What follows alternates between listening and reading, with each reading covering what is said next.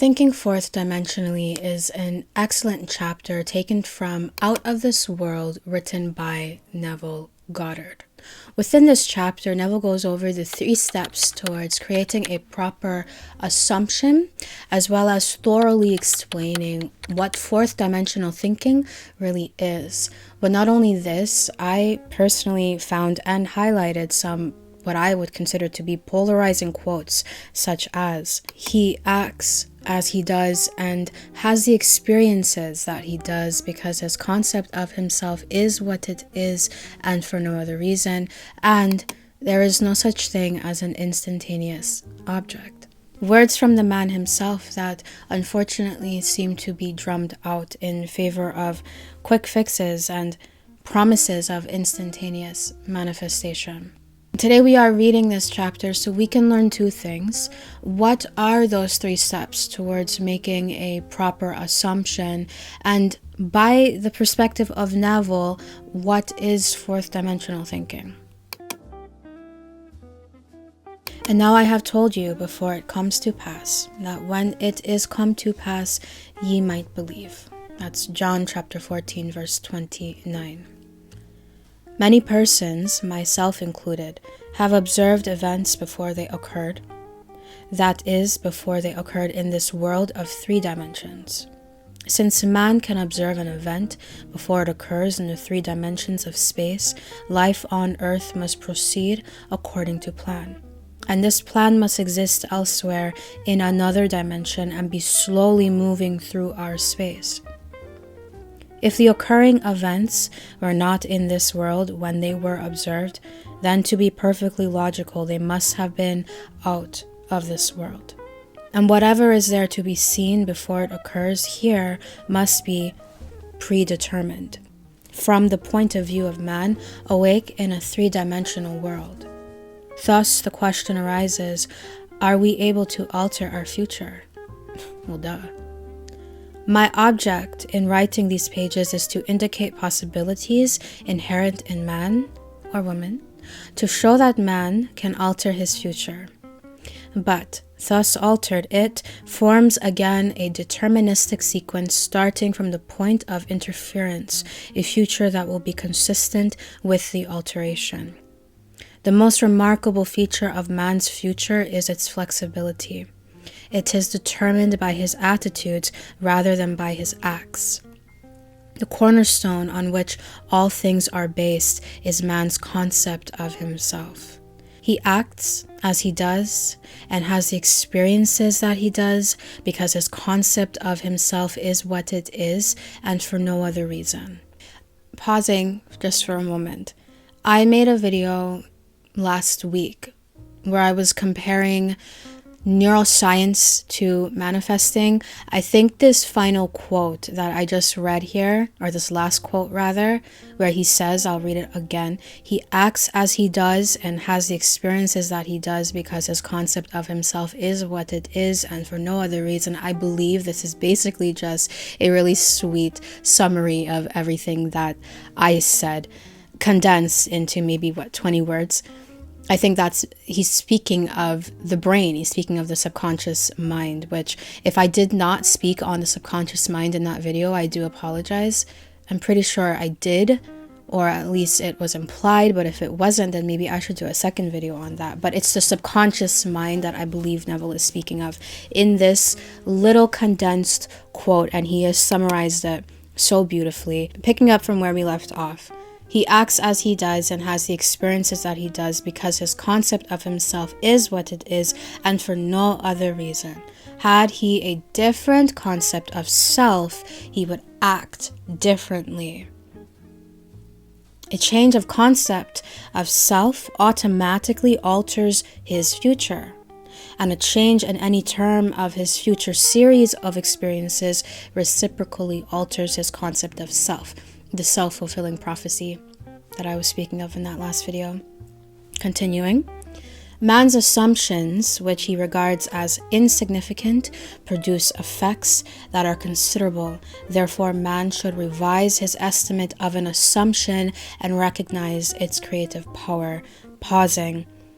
I think in this regard, Neville is referring to assumption as a belief, as what you accept to be true of yourself, of life, around you, of your life, of life as you experience it.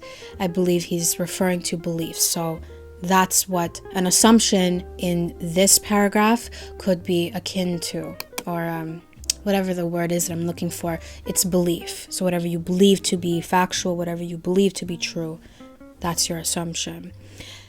Carrying on from where we left off, man's assumptions, which he regards as insignificant, produce effects that are considerable. Therefore, man should revise his estimate of an assumption, how true it is to you, and recognize its creative power.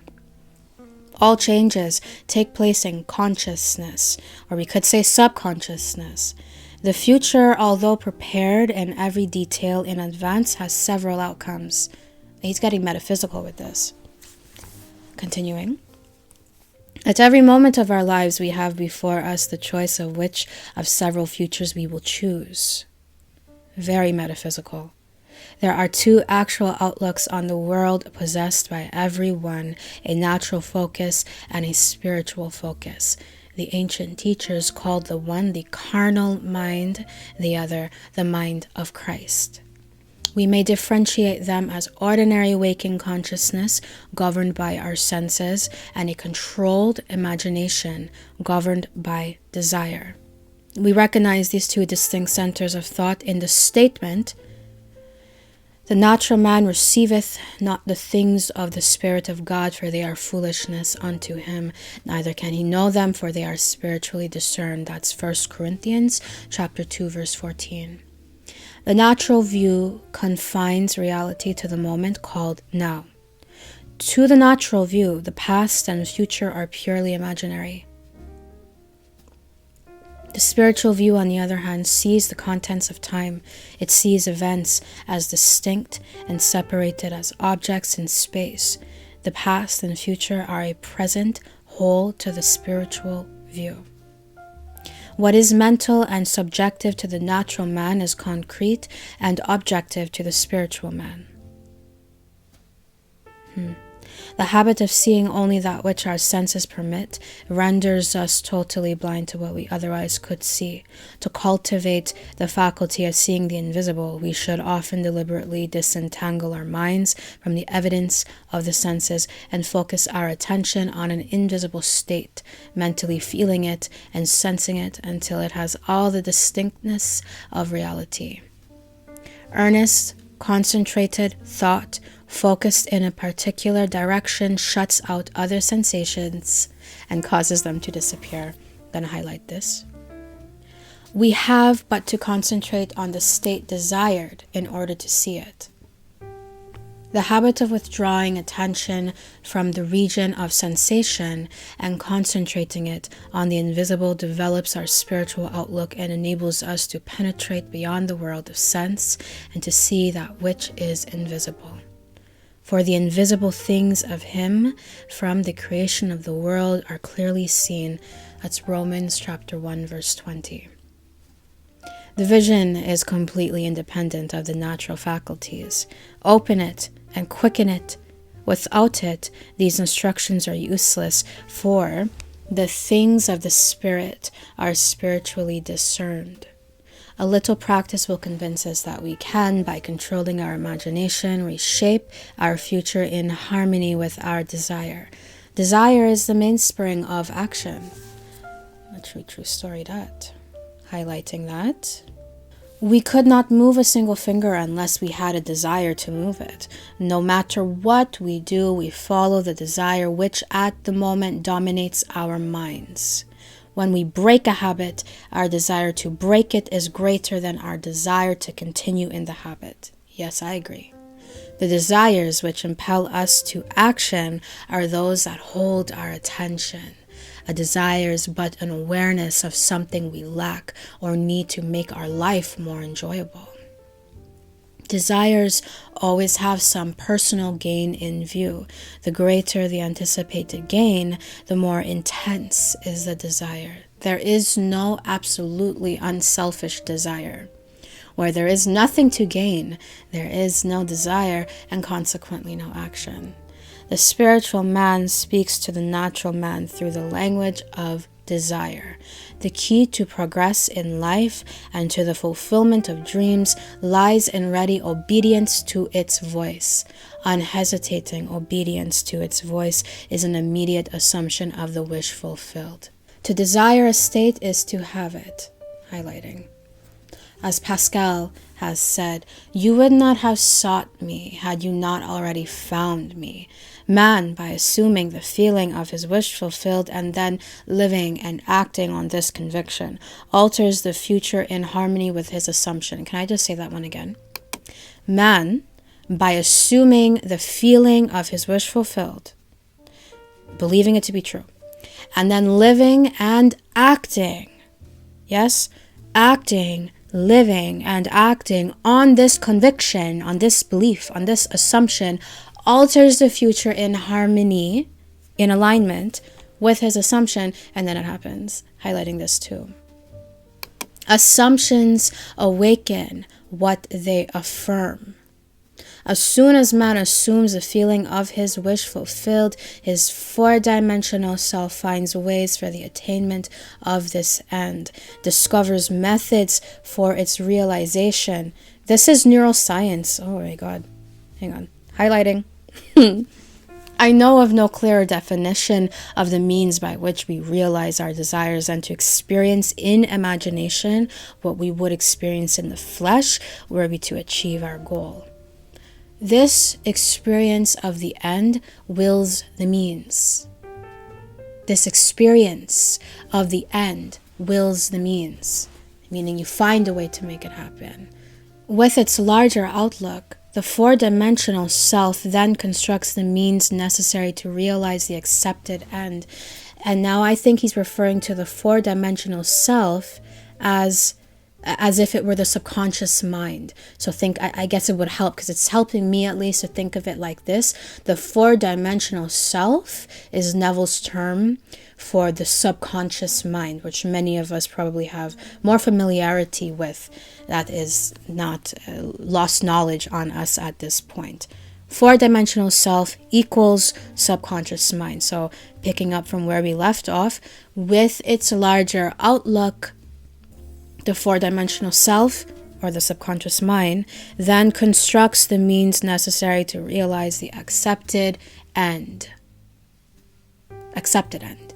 The undisciplined mind finds it difficult to assume a state which is denied by the senses, meaning what your physical 3D world is saying is not happening.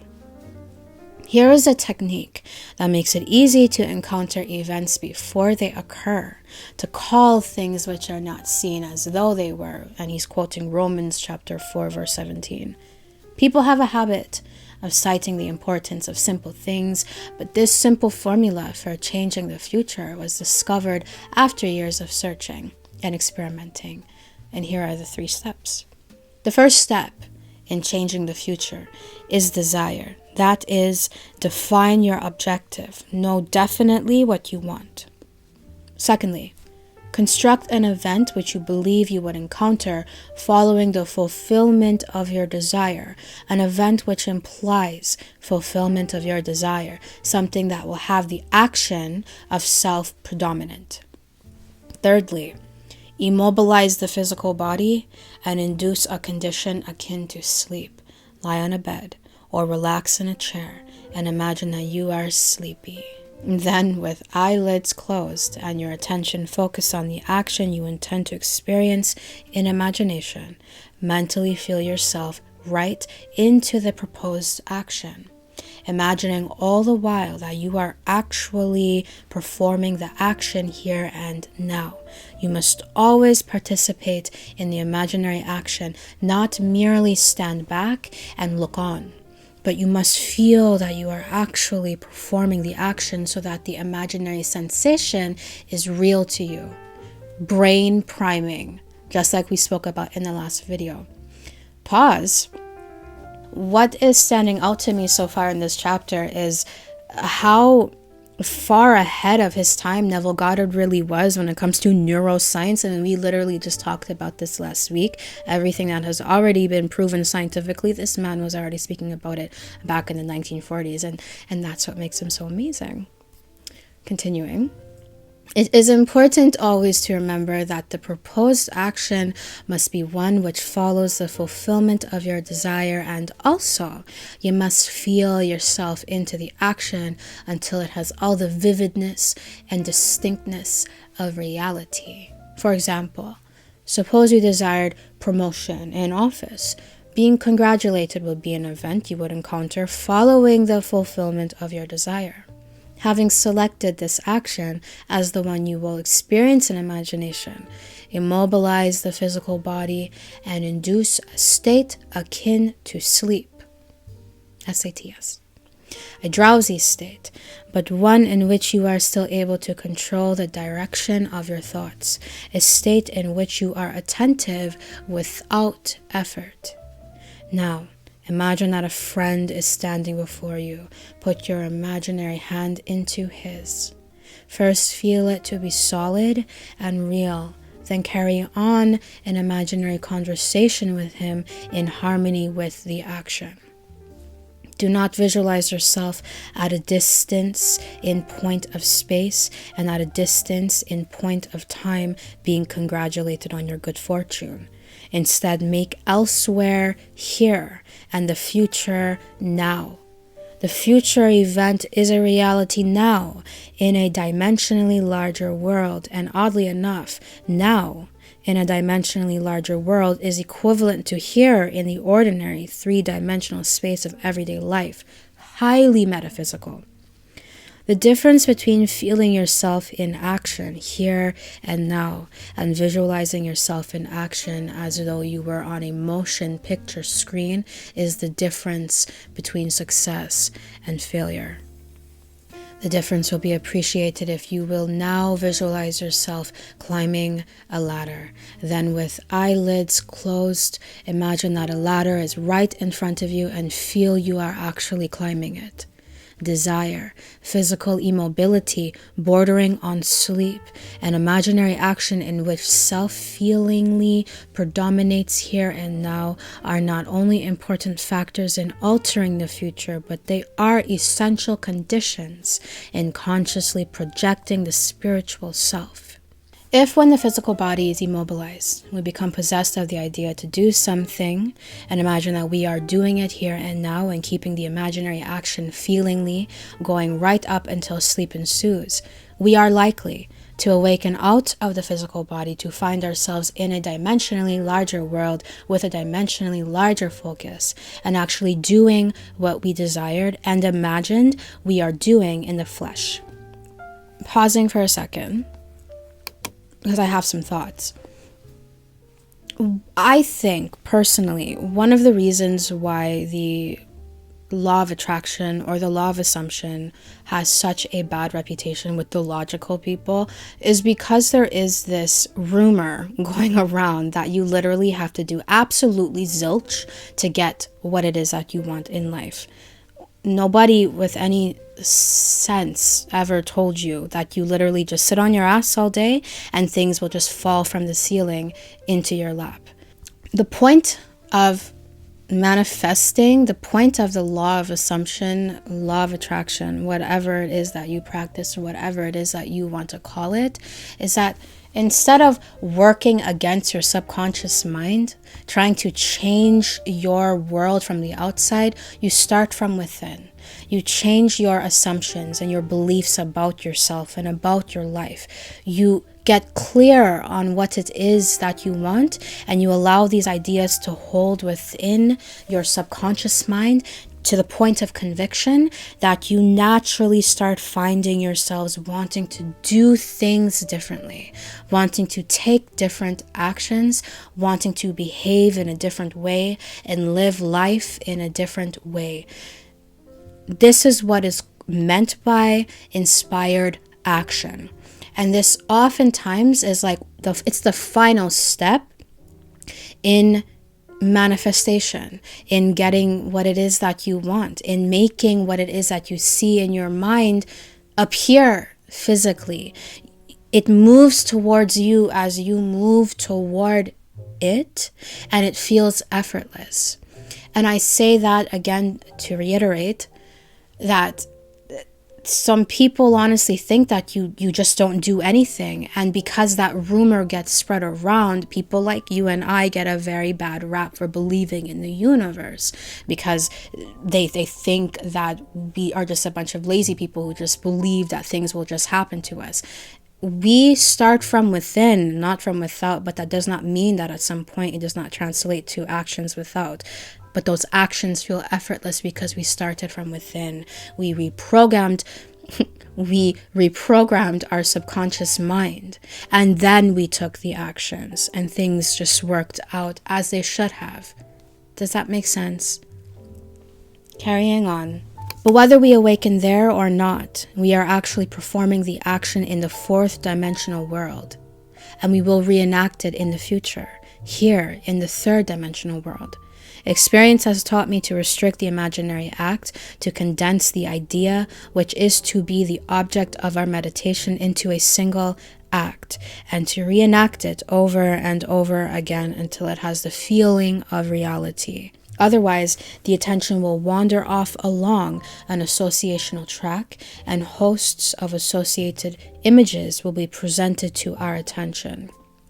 In a few seconds, they will lead us hundreds of miles away from our objective in point of space and years away in point of time. So he's just saying to keep it concise, short.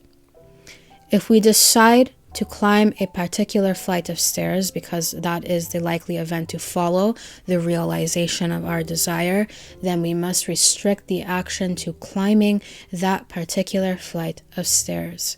Should our attention wander off, we must bring it back to its task of climbing that flight of stairs, and keep on doing so until the imaginary action has all the solidity and distinctness of reality. The idea must be maintained in the field of presentation without any sensible effort on our part. We must, with the minimum of effort, permeate the mind with the feeling of the wish fulfilled. Drowsiness facilitates change because it favors attention without effort. But it must not be pushed to the stage of sleep, in which we shall have no longer be able to control the movements of our attention, but rather a moderate degree of drowsiness in which we are still able to direct our thoughts. Pausing right before bed or right after waking up. A most effective way to embody a desire is to assume the feeling of the wish fulfilled, and then, in a relaxed and sleepy state, repeat over and over again, like a lullaby, any short phrase which implies fulfillment of our desire, such as "thank you," as though we addressed a higher power for having done it for us. If, however, we seek a conscious projection into a dimensionally larger world, then we must keep the action going right up until sleep ensues. Experience in imagination with all the distinctness of reality what would be experienced in the flesh were you to achieve your goal, and you shall in time meet it in the flesh as you met it in your imagination. Feed the mind with premises, that is, assertions presumed to be true, because assumptions, though unreal to the senses, if persisted in until they have the feeling of reality, will harden into facts. To an assumption, all means which promote its realization are good. Highlighting that. It influences the behavior of all by inspiring in all the movements, the actions, and the words which tend towards its fulfillment. Pausing, you'll know you're doing it right. You'll know you're manifesting what it is you desire when you have become a different person. When you have become the type of person who has what it is that you want.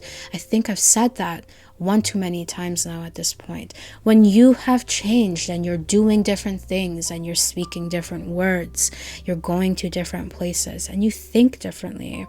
You are on the path towards attaining what it is that you want physically in the 3D world. I personally think at that point it's done.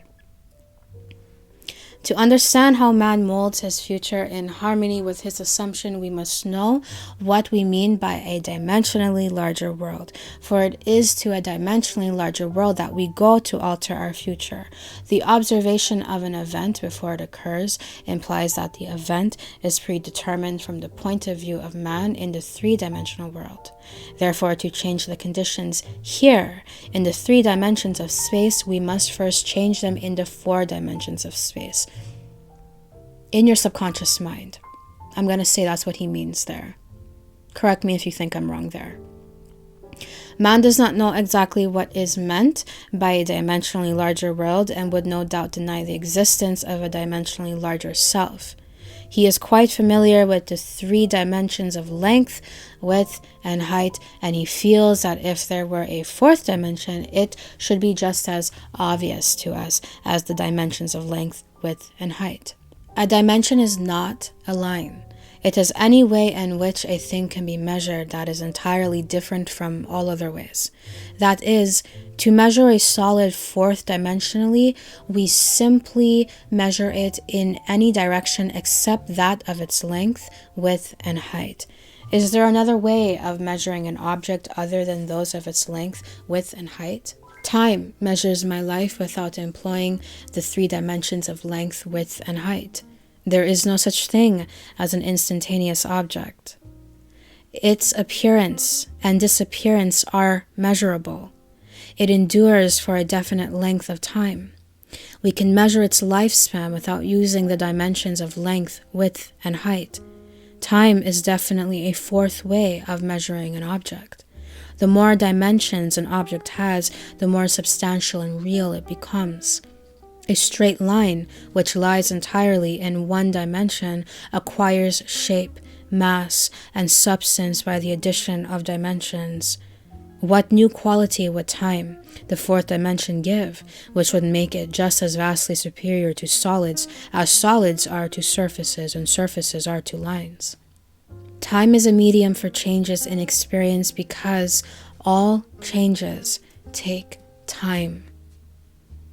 The new quality is changeability. Pausing for a second, isn't that why he always talks about persistence? Persist in the state of the wish fulfilled. Persist, honey. Maybe, for a lot of us, myself included, yourself included, the things that we want have yet to be made fully manifest because we gave up too quickly. We gave up in assuming that they were completed far too quickly, and we slipped right back into the old reality where they were not there.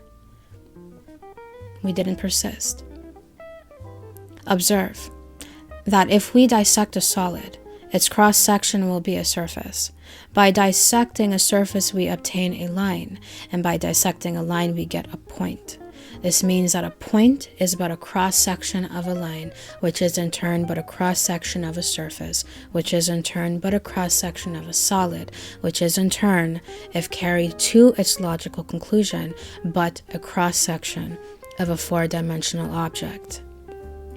We cannot avoid the inference that all 3-dimensional objects are but cross-sections of 4-dimensional bodies, which means when I meet you, I meet a cross-section of the 4-dimensional you, the 4-dimension self that is not seen. To see the 4-dimensional self, I must see every cross-section or moment of your life from birth to death and see them all as coexisting. My focus should take in the entire array of sensory impressions which you have experienced on earth, plus those you might encounter. I should see them, not in the order in which they were experienced by you, but as a present whole, because change is the characteristic of the 4th dimension. I should see them in a state of flux, as a living, animated whole. That's very hard to visualize. If we have all this clearly fixed in our minds, what does it mean to us in this 3-dimensional world? It means that if we can move along time's length, we can see the future and alter it as we so desire. This world, which we think so solidly real, is a shadow out of which and beyond which we may at any time pass. It is an abstraction from a more fundamental and dimensionally larger world, a more fundamental world abstracted from a still more fundamental and dimensionally larger world, and so on to infinity. The absolute is unattainable by any means or analysis, no matter how many dimensions we add to the world. Man can prove the existence of a dimensionally larger world simply by focusing his attention on an invisible state and imagining that he sees and feels it. If he remains concentrated in this state, his present environment will pass away, and he will awaken in a dimensionally larger world where the object of his contemplation will be seen as a concrete, objective reality. Intuitively, I feel that were he to abstract his thoughts from this dimensionally larger world and retreat still farther within his mind, he would again bring about an externalization of time. He would discover that every time he retreats into his inner mind and brings about an externalization of time, space becomes dimensionally larger.